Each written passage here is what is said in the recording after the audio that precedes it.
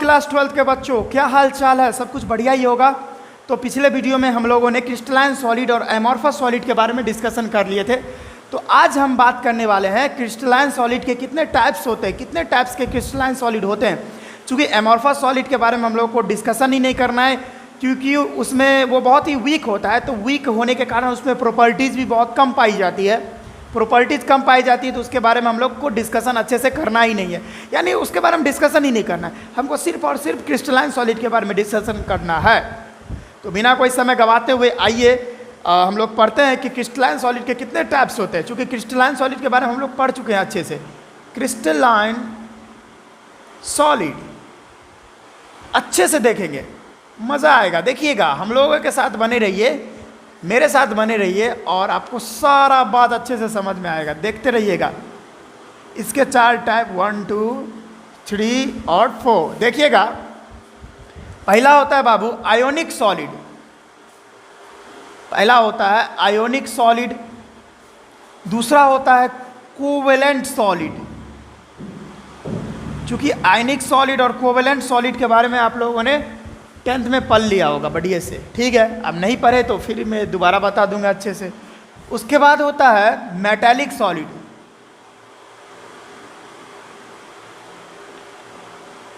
Metallic solid.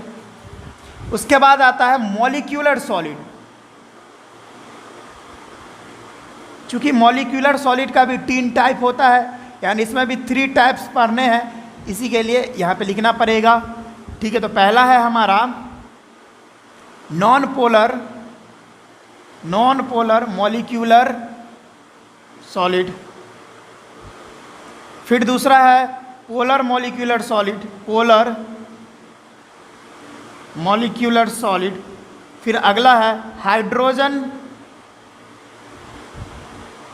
Hydrogen bonded molecular solid, MS बोले तो molecular solid, MS बोले तो मॉलिक्यूलर सॉलिड, MS धोनी नहीं यहाँ पे, MS मॉलिक्यूलर सॉलिड। तो ये बात आपको समझ में आया। यानी क्रिस्टलाइन सॉलिड जो होता है उसके वो जो है 4 टाइप्स के सॉलिड बनाते हैं। पहला है आयोनिक सॉलिड बनाते हैं, कोवेलेंट सॉलिड, मेटालिक सॉलिड, फिर मॉलिक्यूलर सॉलिड। मॉलिक्यूलर सॉलिड में भी 3 टाइप के, एक नॉन पोलर मॉलिक्यूलर सॉलिड, उसके बाद पोलर मॉलिक्यूलर सॉलिड, उसके बाद हाइड्रोजन बॉन्डेड मॉलिक्यूलर सॉलिड। तो मेरा नाम है विजेतानंद और आप पढ़ रहे हैं क्लास 12 का केमिस्ट्री। मेरे साथ बने रहिए और मज़ा लेते रहिए। बहुत अच्छे से इसका डिस्कशन करूंगा, कोई भी एक भी प्रॉब्लम नहीं रहेगा आप लोगों को। लेकिन बात होती है ना कि आप पूरा वीडियो देखते नहीं हो, उसके बाद बोलते हो सर समझ में नहीं आया। पूरा वीडियो देखिए और गारंटी के साथ बताता हूँ कि आपको पूरा बात क्लियर हो जाएगा, ठीक है। तो इसको बाबू हम लेते हैं पहले मिटा और उसके बाद शुरू करते हैं हमारा। पहले शुरू करेंगे आयोनिक सॉलिड। चूँकि क्रिस्टलाइन सॉलिड के बारे में हम लोगों ने पहले ही डिस्कशन कर लिया था, तो चलो इसको मिटा देते हैं। आप लोगों ने लिख लिया होगा, चलिए इसको पहले अच्छे से मिटा लेते हैं, उसके बाद शुरू करते हैं आयोनिक सॉलिड। आयोनिक सॉलिड आप क्लास 12th में आ चुके हैं, प्रवेश कर चुके हैं। 11th आपका ख़राब चला गया, कोई बात नहीं है, लेकिन आप अच्छे से संघर्ष कीजिए। क्लास 12th में आपको अच्छा मार्क्स आएगा, ठीक है। और क्या बोलूँ, और क्या, और कुछ नहीं, पढ़ाई करते रहिए, ठीक है। अब पहला क्या है, आयोनिक सॉलिड। आयोनिक सॉलिड क्या होता है भाई? चूँकि आयोनिक सॉलिड के बारे में आप लोगों ने क्लास 10th में पढ़ा था कुछ ना, याद है कि भूल गए सारे? याद है। चलिए आयोनिक सॉलिड क्या होता है, पहले अब मैं इसका डेफिनेशन लिख देता हूँ अच्छे से, उसके बाद उसके बारे में समझाऊंगा क्या होता है आयोनिक सॉलिड। देखिए, सच solids which are made up of cations and anions, जानते होंगे इसके बारे में। and these cations and anions are held together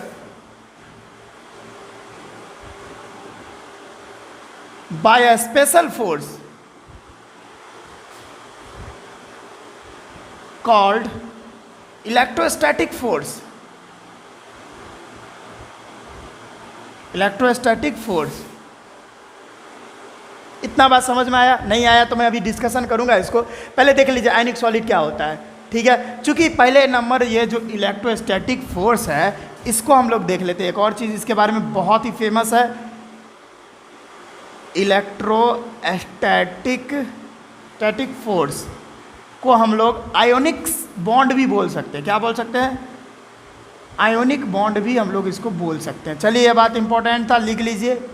electrostatic force को आयोनिक बॉन्ड भी हम लोग बोल सकते हैं। देखिए अब देखिए क्या है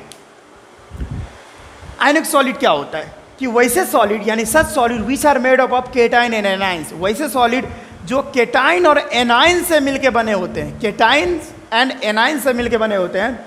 and these cations and anions are held together, और ये जो केटाइन और एनाइन होते हैं वो एक दूसरे को पकड़ के रखते हैं। एक दूसरे को पकड़ के कैसे रख सकते हैं? क्योंकि उसमें एक फोर्स काम करता है, उसका नाम है इलेक्ट्रोस्टैटिक फोर्स। वो फोर्स जो है ना केटाइन और एनाइन दोनों को पकड़ के रखता है, जाने नहीं देता है। इसी के लिए उस इलेक्ट्रोस्टैटिक फोर्स के कारण, यानी आप नहीं तो आप बोल दो आयनिक बॉन्ड के कारण, वो जो सॉलिड है यानी आयोनिक सॉलिड बहुत स्ट्रांग होता है, ठीक है, बहुत ज़्यादा स्ट्रांग हो जाता है। इलेक्ट्रोस्टैटिक फोर्स दोनों केटाइन और एनाइन पे अप्लाई होता है, जिसके कारण वो बहुत ही स्ट्रांग हो जाता है। चलिए ये तो बात की बात है, ये हम बाद में देखेंगे, ठीक है। समझ में आया कि वैसे सॉलिड्स जो केटाइन और एनाइन से मिलके बनते हैं और उन केटाइन और एनाइन के बीच में एक फोर्स काम करता है जिसका नाम है इलेक्ट्रोस्टैटिक फोर्स ऑफ अट्रैक्शन, जिसको हम लोग आयनिक बॉन्ड भी बोलते हैं। जनरली एक बात और फेमस है कि चूंकि ये आयनिक बॉन्ड जो है ना, जब मेटल और नॉन मेटल, ध्यान रखिएगा, जब मेटल और नॉन मेटल आपस में मिलते हैं, मर्ज करते हैं, तब जाके ये आयनिक सॉलिड का फॉर्मेशन होता है, ठीक है। ये भी बात आप लोग ध्यान रखिए, very important, you must have to write. देखिए आप कॉपी और पेन लेके बैठ जाइए, ठीक है, तब जाके इसको आप नोट करते रहिए, बेस्ट रहेगा आपके लिए, बहुत ही बेस्ट रहेगा, बेनिफिशियल रहेगा। आप ऐसे ही देख रहे हो तो आपको समझ में आ जाएगा, समझ में तो आ ही जाएगा, लेकिन आप कैसे फिर अगर दोबारा रिवीजन करना होगा या आपको कहीं पे प्रॉब्लम हो गई तो फिर कैसे लिखिए, क्योंकि आप तो कॉपी में लिखिएगा तो बहुत अच्छे से लिखा रहेगा, तो आप वहाँ पे से देख कर समझ लीजिएगा, लेकिन फिर हमको दोबारा मेरा वीडियो देखना होगा, ठीक है। फिर वो सारा चीज़ समझने के लिए मेरा वीडियो देखना पड़ेगा, जो आप लोग देखोगे नहीं। इसी के लिए राइट डाउन करते रहो कॉपी पर, ठीक है। चलिए, अच्छा ये भी बात हो गया मेटल, यानी आयनिक सॉलिड हमेशा, ध्यान रखिएगा, आयनिक सॉलिड हमेशा मेटल और नॉन मेटल से बनते हैं, ठीक है। मेटल और नॉन मेटल से बनते हैं, या आप लड़का और लड़की से चलिए ये बात तो सही नहीं होगा, यानी मेटल और नॉन मेटल से आयोनिक सॉलिड का फॉर्मेशन होता है। इसका प्रूफ मैं बताता हूँ, एग्जाम्पल में बहुत सारा हो सकता है, जैसे NaCl, KCl, RbCl, ठीक है, बहुत सारा, CaF2, ठीक है, और भी बहुत सारा, CaCl2,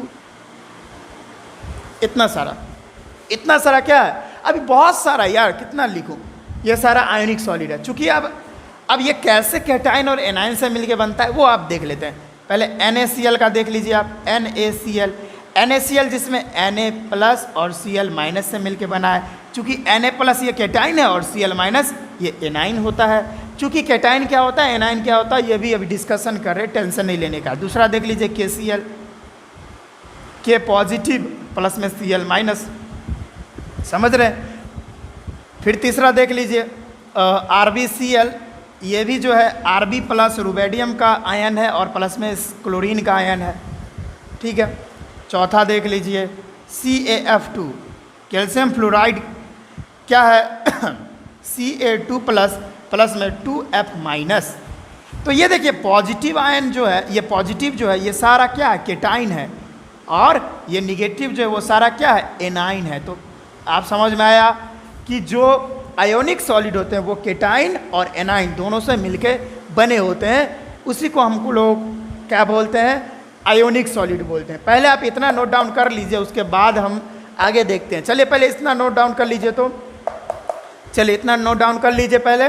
देखिए बच्चों, आप इतना अगर लिख लिए तो पहले इसको मिटाते हैं। लिख लिए हैं, चलिए लिख लीजिए, टा टा टा टू टू टू, लिख लिए। चलिए मिटाते हैं इसको।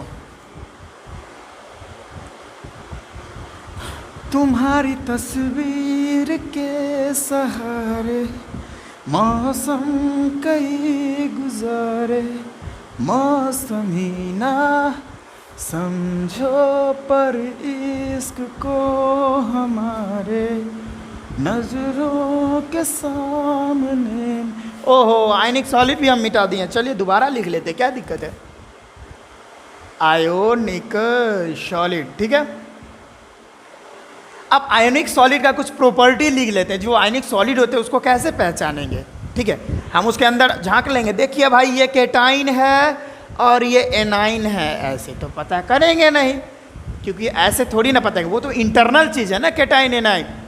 तो कुछ प्रॉपर्टीज़ होना चाहिए इसका जानने के लिए कि ये ही बाबू आयनिक सॉलिड है। तो देखिए वो क्या होता है, वो बहुत ही हार्ड होते हैं, हार्ड एंड ब्रीटल होते हैं, ठीक है। और क्या होते हैं बाबू, हार्ड होंगे वो ब्रीटल होंगे। अच्छा, बैड कंडक्टर ऑफ इलेक्ट्रिसिटी क्या होंगे, bad conductor of electricity in solid state, in solid state. देखते जाइएगा। बट अगर मैं सोलो लिखता हूं तो अब मेरे को इंटू 2, यूट्यूब में एक ऑप्शन आता है इंटू 2 का, वो कर लीजिए और मैं तेज़ी से लिखने लगूंगा और वहाँ पर बकरी जैसा आवाज़ हो जाता है स्पीड बढ़ाने से, तो आपको मज़ा भी आएगा बाबू, ठीक है। तो बैड कंडक्टर ऑफ इलेक्ट्रिसिटी होता है in solid state, but very good conductor, very good conductor of heat and electricity in molten state, molten and molten और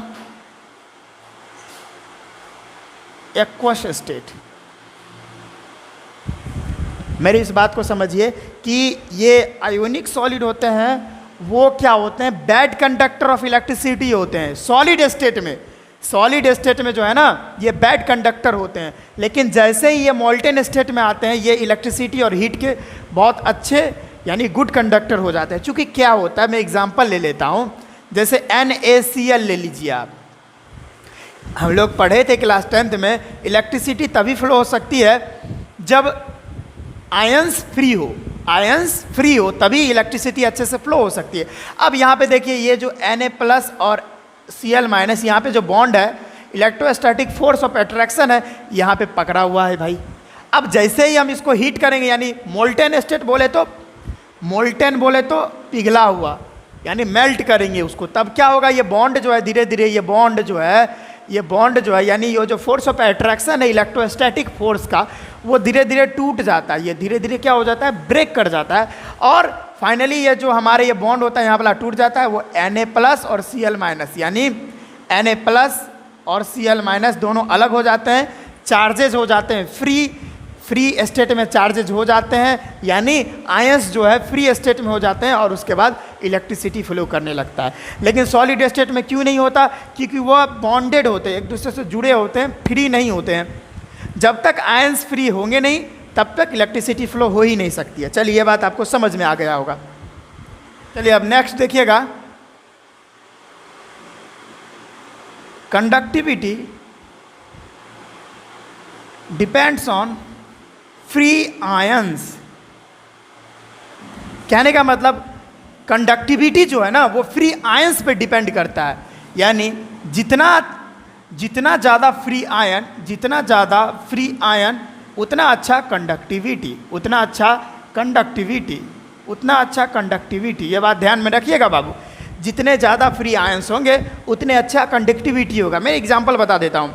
एग्जाम्पल, एक छोटा सा एग्जाम्पल, जैसे मान के चलिए 3 गाड़ी है, 1 2 3 गाड़ी है, और मान के चलिए आप लोग बाराती जाने वाले, बाराती जानते हैं, बाराती जा रहे हैं, ठीक है। गाड़ी 3 ही है और बहुत छोटा गाड़ी है, वो जो बेलोरो होता है ना, स्कॉर्पियो, वो तो 100 आदमी है यहाँ पे बाराती जाने वाला, तो क्या 3 को गाड़ी ढो पाएगा? नहीं ढो पाएगा।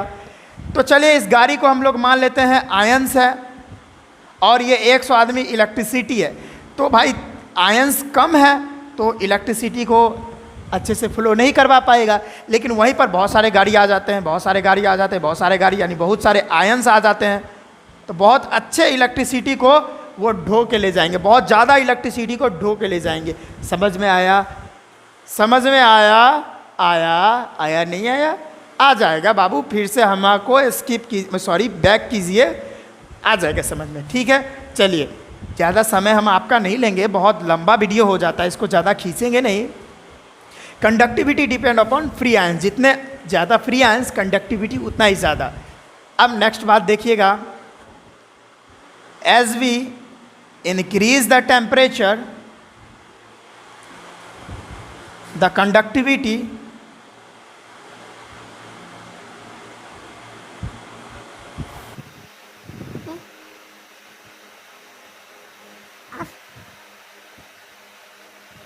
ये मैंने क्या पॉइंट लिख दिया भाई, as we increase the temperature the conductivity also increases of ionic solid. ये मान के चलिए आयनिक सॉलिड है, मान के चलिए NaCl है, ठीक। इसमें क्या किए हम लोगों ने, टेम्परेचर दिया 100 डिग्री, या मान के चलिए पहले 100 डिग्री दिया, ठीक है, तो कंडक्टिविटी थोड़ा अच्छा होगा, कंडक्टिविटी नॉट बैड, थोड़ा अच्छा होगा, कंडक्टिविटी थोड़ा बढ़ेगा। लेकिन यहीं पर हम इसको 200 दिए, 200 डिग्री सेल्सियस, तो कंडक्टिविटी यहाँ थोड़ा इंक्रीज होगा, अच्छा कंडक्टिविटी होने लगेगा। फिर जैसे ही हम लोग 700 डिग्री सेल्सियस दे दिए, कंडक्टिविटी और इंक्रीज कर जाएगा। और जैसे हम लोगों ने 900 डिग्री सेल्सियस दे दिया टेम्परेचर, तब तो ये मेल्ट ही कर जाएगा और कंडक्टिविटी सबसे अच्छा हो जाएगा। यानी जैसे जैसे हम लोग इसमें हीट देंगे, जैसे जैसे हम लोग इसमें हीट देंगे, उसका कंडक्टिविटी इंक्रीज करेगा, ठीक है। तो conductivity is directly proportional to heat, ये बोल सकते हैं आप लोग। किसके लिए? किसके लिए बाबू? हीट के लिए, सॉरी हीट बोल रहा हूँ, किसके लिए? तो आयोनिक सॉलिड के लिए।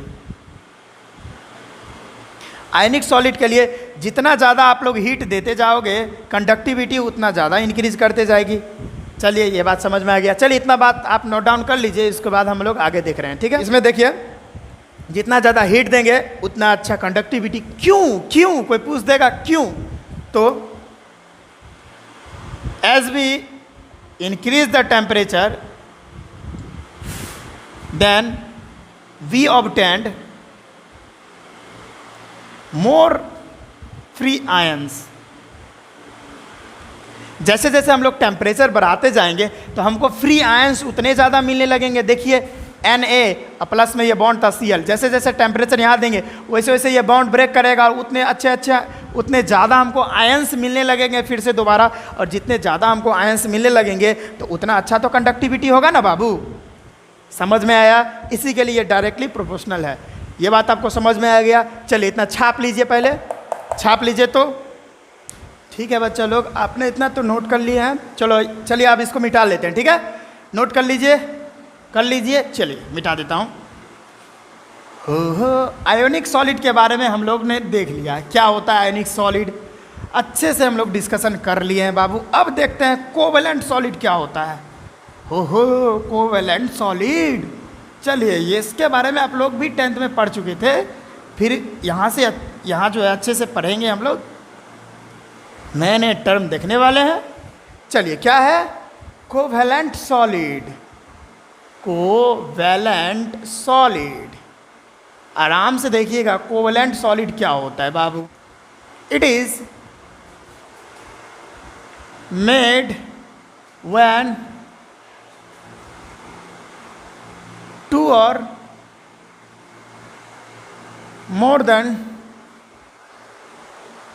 two non-metals combine। ये कब बनते हैं? दो या दो से ज़्यादा अगर नॉन मेटल मिल जाता है तो यहाँ पे कोवेलेंट सॉलिड का फॉर्मेशन होता है। क्योंकि यहाँ पे जो भी बनता है उसमें क्या होता है, इलेक्ट्रॉन का शेयर किए होता है। इसके अंदर जो बॉन्डिंग होती है वो इलेक्ट्रॉन को शेयर करके होती है। चलिए यहाँ पे और देखिएगा, covalent solid is form by the sharing of electrons between the two non metallic atom, non metallic atoms, दो नॉन मेटल्स के बीच में जो है इलेक्ट्रॉन का जब शेयर होता है, दो ही नहीं और भी, दो ही थोड़ी ना होंगे, मैं बस एग्जांपल लेके बताऊं, बहुत सारे नॉन मेटल होंगे और किन्हीं दो नॉन मेटल्स के बीच में इलेक्ट्रॉन का शेयर होगा, बहुत सारे नॉन मेटल्स के बीच में इलेक्ट्रॉन का शेयर होगा, तब जाके ये बनता है कोवेलेंट सॉलिड। चूँकि ये बात आपको क्लास 10th में पढ़ना था, इलेक्ट्रॉन का शेयर जब होता है तो कोवेलेंट बॉन्ड होता है, ये आप पढ़ चुके हो क्लास 10th में, ठीक है, तो ये आपको थोड़ा आइडिया होगा। चलिए, ये बात तो आपको समझ में आ गई है। कोवेलेंट सॉलिड जो होते हैं, covalent solid always provide giant molecules, समझ में आया? ये हमेशा ना जेंट मॉलिक्यूल्स, बहुत बड़े बड़े मॉलिक्यूल्स प्रोवाइड करवाते हैं। क्लास 10th में आपने कार्बन एंड इस कंपाउंड में पढ़े थे ना कि कार्बन भी एक नॉन मेटल होता है, वो बहुत बड़े बड़े कंपाउंड बनाते हैं ना, इसी के लिए भी तो नॉन मेटल ही उससे बना होता है, तो बहुत बड़े बड़े जेंट मॉलिक्यूल्स वाले कंपाउंड बनाते हैं यहाँ पे, ठीक है। तो हमेशा कोवेलेंट सॉलिड जो होते हैं हमेशा जेंट मॉलिक्यूल्स प्रोवाइड कर पाते हैं, ठीक है। अच्छा, अब एग्जाम्पल इसका दे लेते हैं। एग्जाम्पल क्या हो जाएगा बाबू, बहुत इंपॉर्टेंट है। ग्रेफाइट हो गया बाबू, डायमंड हो गया, ये सारे क्या है, ये ग्रेफाइट, ये डायमंड क्या है, ये सारे कोवेलेंट सॉलिड है, जो कि क्रिस्टलाइन सॉलिड का ही एक एग्जाम्पल था जो हम उसमें लिखाए होंगे। देखिएगा अब आगे, covalent solids are very hard, ठीक है, बहुत ही हार्ड होते हैं। It has very high melting point and boiling point, यानी इसका जो कोवेलेंट सॉलिड होता है उसका मेल्टिंग और बॉइलिंग पॉइंट बहुत ही ज़्यादा हाई होता है। बहुत ज़्यादा जेंट मॉलिक्यूल्स होगा तो उतने सारे बॉन्ड को तोड़ने के लिए ज़्यादा एनर्जी चाहिए ना बाबू। एक और बात इसमें फेमस है, देखिएगा, it decomposes before reaching it's on boiling point, यानी अपने बॉइलिंग पॉइंट तक पहुंचने से पहले ये डिकम्पोज हो जाते हैं। ये बहुत इंपॉर्टेंट पॉइंट है, यानी ये जो कोवेलेंट सॉलिड होते हैं ये अपने बॉइलिंग पॉइंट तक जाने से पहले ही डिकम्पोज हो जाते हैं, ठीक है, ये बात आप ध्यान में रखिएगा। अब ये ग्रेफाइट क्या होता है, डायमंड क्या होता है, इसका स्ट्रक्चर कैसा है वो देख लेते हैं। चलिए आराम से देखते हैं। पहले डायमंड का स्ट्रक्चर देख लेते हैं, कैसे उसमें भाई इलेक्ट्रिसिटी फ्लो नहीं होती है, बड़ा इंपॉर्टेंट है ना। एक बात आपको जानना चाहिए कि डायमंड जो है इलेक्ट्रिसिटी उसमें फ्लो ही नहीं करता है, यानी diamond bad conductor of electricity है और graphite good conductor of electricity होता है। ऐसा क्यों होता है भाई? नॉर्मली जो कोवेलेंट सॉलिड होते हैं ना, चलिए यहाँ पे मैं मिटा देता हूँ पहले डायमंड, एक और पॉइंट लिख लीजिए। नॉर्मली जो कोवेलेंट सॉलिड होते हैं वो ना बैड कंडक्टर ऑफ इलेक्ट्रिसिटी होते हैं, बैड कंडक्टर ऑफ इलेक्ट्रिसिटी होते हैं, ठीक है। पूछ देगा क्यों? Because there are no free electrons are present, यानी अगर पूछ देगा कोवेलेंट सॉलिड जो है बैड कंडक्टर होता है, ये तो पता ही था, क्लास 10th में आप लोग पढ़ चुके हो। कोवेलेंट सॉलिड जो होता है बैड कंडक्टर ऑफ इलेक्ट्रिसिटी होता है, क्यों? क्योंकि उसमें एक भी इलेक्ट्रॉन्स फ्री होते ही नहीं है, सारे इलेक्ट्रॉन जो है बॉन्ड बनाने में बिजी होते हैं, ठीक है, ये बात समझ में आ गई। चलिए अब इसको लेते हैं मिटा, इतना आप पहले नोट कर लीजिए, उसके बाद डायमंड और ग्रेफाइट का स्ट्रक्चर लेके समझाते हैं और कैसे उसमें इलेक्ट्रिसिटी फ्लो होता है एक में और एक में नहीं होता है वो बताते हैं। चूँकि डायमंड और ग्रेफाइट दोनों जो है कार्बन का ओलोट्रॉप है, और दोनों में जो है कार्बन से ही ये दोनों जो है मॉलिक्यूल्स, यानी दोनों जो है ग्रेफाइट और डायमंड दोनों कार्बन से ही मिलके बना हुआ है, बहुत ही बड़ा जेंट मॉलिक्यूल से ये बनते हैं। पहले ये लिख लीजिए, चलिए पहले लिख लीजिए तो मिटा देते हैं। लिख लिए, चलिए मिटाता हूँ मैं। हो ला ला ला, चलिए देखिएगा कैसे, देखिएगा ध्यान से देखिएगा, मेरा मार्कर गया इधर। चलिए पहले डायमंड का स्ट्रक्चर देख लेते हैं। डायमंड, बाबू डायमंड क्या होता है? डायमंड क्या होता है कि डायमंड एक बहुत ही हार्डेस्ट सब्सटेंस होता है, बहुत ही कीमती होता है ना। आप सभी लोग सोचते होंगे कि मेरे पास डायमंड हो, मेरे पास डायमंड हो, बहुत ही कीमती होता है। जिसके पास होता है वो बहुत ही अमीर होता है, बहुत ही अमीर होता है। डायमंड जो है, अब चूंकि साइंस है साइंस में तो हमको पढ़ना ही पड़ेगा, चाहे वो कितनी कीमती क्यों ना हो। डायमंड क्या है? डायमंड जो है ना एक बहुत ही स्ट्रॉन्ग सब्सटेंस होता है, बहुत ही स्ट्रॉन्ग सॉलिड होता है और बहुत ही शाइन करता है, ठीक है। लेकिन इसका ना हमको स्ट्रक्चर पढ़ना है, बहुत ही गजब का स्ट्रक्चर। इसका स्ट्रक्चर जो है ना टेट्राहाइड्रल होता है। इसका स्ट्रक्चर जो है टेट्राहाइड्रल होता है। भाई टेट्राहाइड्रल कैसे होगा अभी बता रहा हूँ। देखिए यहाँ पे डायमंड का जो एक सेंट्रल एटम होता है, चूँकि इसमें सेंट्रल होता ही नहीं है, पता कर ही नहीं सकते। तो डायमंड जो होता है, डायमंड में जितने भी होते हैं ये एटम, सारे कार्बन ही एटम हुए होते हैं, क्योंकि वह प्योर जो है कार्बन से ही मिलके बना है। क्योंकि अगर डायमंड जो है ना, डायमंड का केमिकल फार्मूला C होता है। अगर उसको हम बर्न करेंगे, ऑक्सीजन के प्रेजेंट में ही बर्न करेंगे, तो वो CO2 गैस बना के पूरी तरह से उड़ जाता है। अगर ये मान के चलिए ये डायमंड है, चलिए ये डायमंड है, मान लेते हैं डायमंड है, ठीक है। इसको आप जला दो, आप इसको जला दो तो अगर आप चूँकि इसका टेम्परेचर जो है 3500 डिग्री सेल्सियस होता है, इतने डिग्री टेम्परेचर पर यह मेल्ट कर जाएगा। इतने डिग्री टेम्परेचर पर इसको दो, तब ये जाके जो है, इससे ज़्यादा आपको देना होगा, इससे ज़्यादा देना होगा, तब जाके ये CO2 गैस बन के उड़ जाएगा और कुछ भी नहीं बचेगा। और चीज़ को हम चलाते तो राख भी तो बचता है ना जी, वो भी नहीं बचेगा। ये होता है प्रॉपर्टी कार्बन का, ठीक है। पूरी तरह से वो कार्बन से ही मिलके बना है, और ऑक्सीजन के प्रेजेंट में जला रहे हैं तो CO2 गैस बन के उड़ जाएगा, बाकी कुछ नहीं बचेगा। ये बात होता है कार्बन, बड़ा ही गजब का चीज़ है डायमंड, सॉरी। अब ठीक है, ये होता है। अब डायमंड का जो है टेट्राहाइड्रल स्ट्रक्चर होता है। अब स्ट्रक्चर हम बना लेते हैं बाबू। ये कार्बन होता है, इस पर देखिए इस तरह से 4, क्योंकि कार्बन जो होता है ना, यानी डायमंड है तो कार्बन से मिल के बना है, तो कार्बन जो होता है टेट्रावैलेंट होता है। कार्बन के पास जो है 4 इलेक्ट्रॉन होता है, यानी वैलेंसी 4 होता है इसका, इसी के लिए ये टेट्रावैलेंट होता है, क्योंकि इसका 4 इलेक्ट्रॉन होगा। इधर आउटर मोस्ट में 4 इलेक्ट्रॉन होगा, यानी बॉन्डिंग में, केमिकल बॉन्डिंग में 4 इलेक्ट्रॉन भाग लेगा, पार्टिसिपेट करेगा। तो वो इस एक कार्बन से जुड़ा हुआ है, इधर एक कार्बन से जुड़ा हुआ है, ऐसे एक कार्बन इधर से जुड़ा हुआ है। और ये अच्छे से बना लेते हैं, मज़ा आएगा तब बनाने में। और ये इधर एक कार्बन और इधर एक ऊपर में कार्बन, ठीक है। ये ऐसे जुड़ा रहेगा, ये ऐसे जुड़ा रहेगा, ये ऐसे और ये ऐसे, इस तरह से, ठीक है। अब यहाँ पे ध्यान दीजिए, ये इससे शेयर कर लेगा, ये इससे शेयर कर लेगा। इलेक्ट्रॉन का यहाँ पे क्या हो रहा है? शेयरिंग हो रहा है बाबू, देख लीजिए। अच्छा, अब ये दोनों के बीच में एंगल बन रहा है, देखिए इस एंगल, ये एंगल बन रहा है। ये एंगल भाई कितना डिग्री का होता है?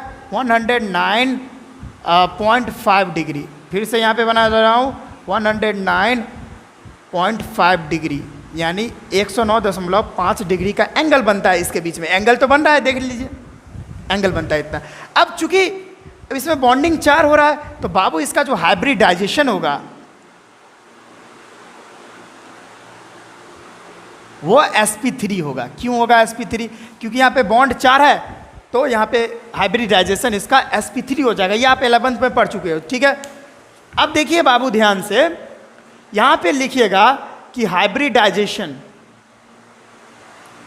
यानी हाइब्रिडाइजेशन जो होता है, इसको कॉपी में नोट कर लीजिए, बहुत इंपॉर्टेंट है। हाइब्रिडाइजेशन जो होता है डायमंड का वो क्या होता है बाबू?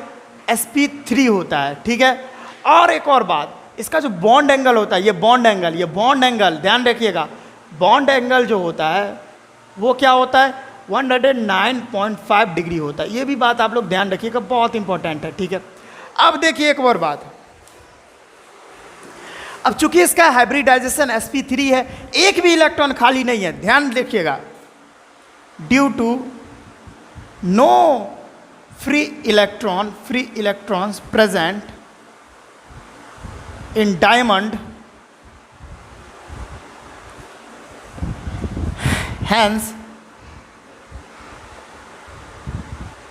Diamond is bad conductor of electricity, bad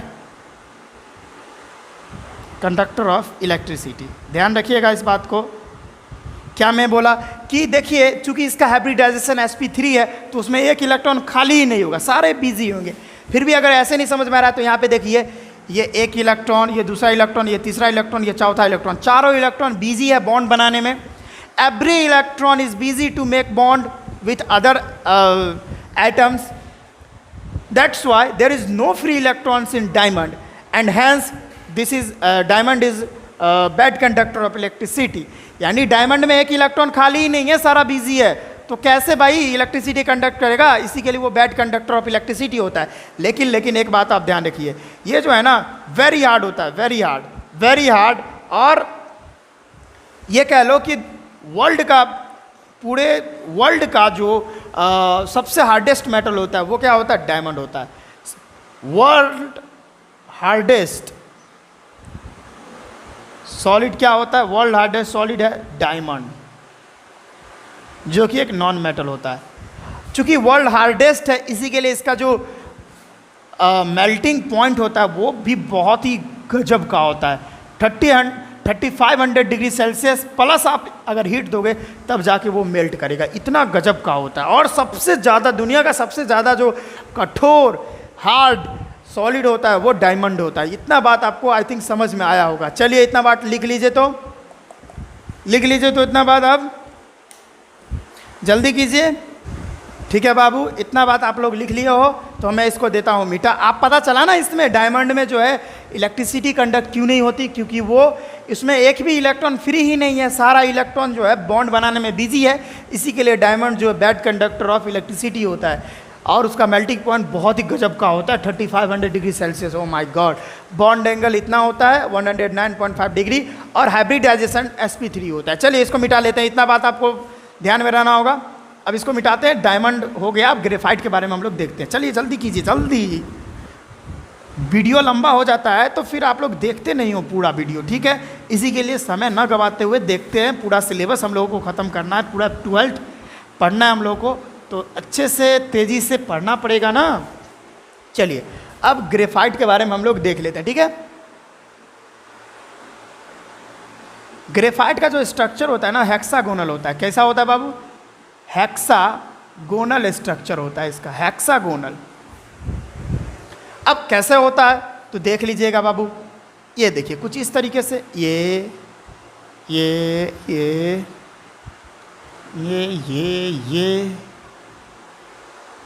खचाक कुचुक किसी ये ठीक है। और या खचाक खचाक खचाक,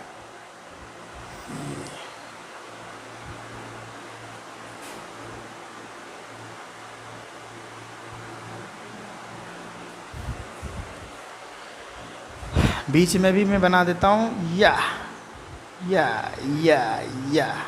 ठीक है। कुछ इस तरह से स्ट्रक्चर रहता है इसका। अच्छा अब क्या देखिएगा, अब चूंकि ये जो है ना बाबू, इसके अंदर एक फोर्स काम करता है जिसको हम लोग बोलते हैं वीक वैंडरवाल फोर्स। ये इस तरह से एक वीक वैंडरवाल फोर्स वर्क करता है इसके बीच में, वीक वैंडरवाल फोर्स, ठीक है। कुछ इस तरह से इसका स्ट्रक्चर रहता है, इधर नहीं बनाऊंगा जिससे आपको कोई कन्फ्यूज़न ना हो। इस तरह से इसका ग्रेफाइट का स्ट्रक्चर होता है, ठीक है। समझ में आ रही होगी आपको, इस तरह से। अब इतना बात आपको समझ में आया। इस तरह से ग्रेफाइट का हेक्सागोनल स्ट्रक्चर होता है। आप लोग इस तरह से ग्रेफाइट का जो है हेक्सागोनल स्ट्रक्चर होता है, आप लोग यहाँ पे देख पा रहे हो। अब ये जो फोर्स है ना, यहाँ पे एक फोर्स काम करता है जिसको बोलते हैं वीक वैंडर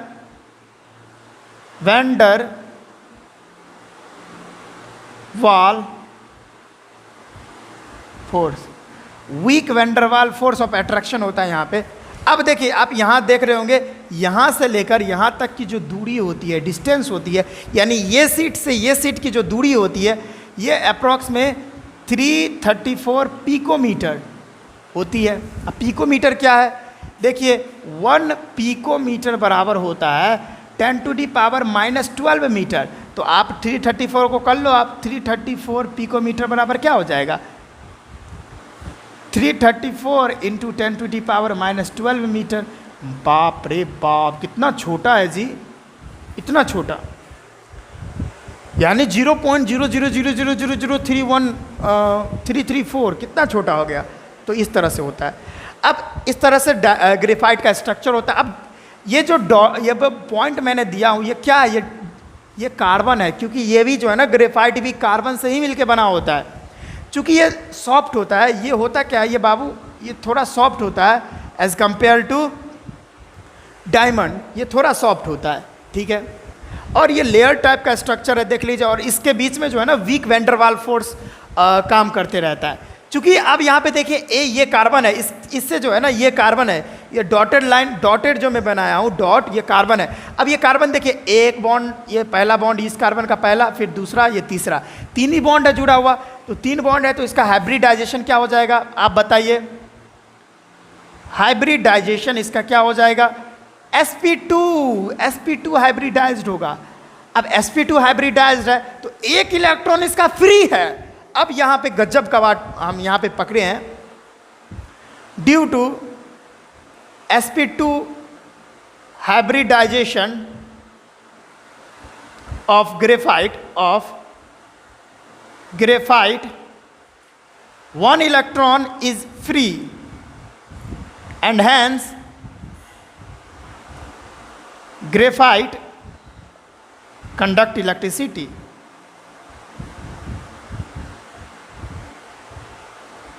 चूंकि ग्रेफाइट में एक इलेक्ट्रॉन खाली है ना जी, आप देख लीजिए यहाँ पे ये जो आप देख रहे हैं, यहाँ पे एक ग्रेफाइट का एक कार्बन का आइटम है, क्योंकि ग्रेफाइट कार्बन से ही मिलकर बना हुआ है। अगर ग्रेफाइट को भी आप पूरी तरह से बर्न करोगे ना, तो ग्रेफाइट भी कार्बन डाइऑक्साइड गैस बन के उड़ जाएगा। पूरा कार्बन से ही मिलकर बना हुआ है, कार्बन के आइटम से। अब ये ग्रेफाइट देखिए, ये इसका एक इलेक्ट्रॉन इधर, दूसरा इलेक्ट्रॉन इधर और तीसरा इलेक्ट्रॉन इधर, चौथा इलेक्ट्रॉन यहाँ पे जो होगा, यहाँ पे जो इलेक्ट्रॉन होगा वो खाली है बाबू, खाली है, वो इलेक्ट्रॉन खाली है। अब एक इलेक्ट्रॉन सब में खाली, यहाँ भी खाली, यहाँ भी खाली, यहाँ भी खाली, यहाँ भी खाली, यहाँ भी, मतलब बहुत सारा इलेक्ट्रॉन खाली है।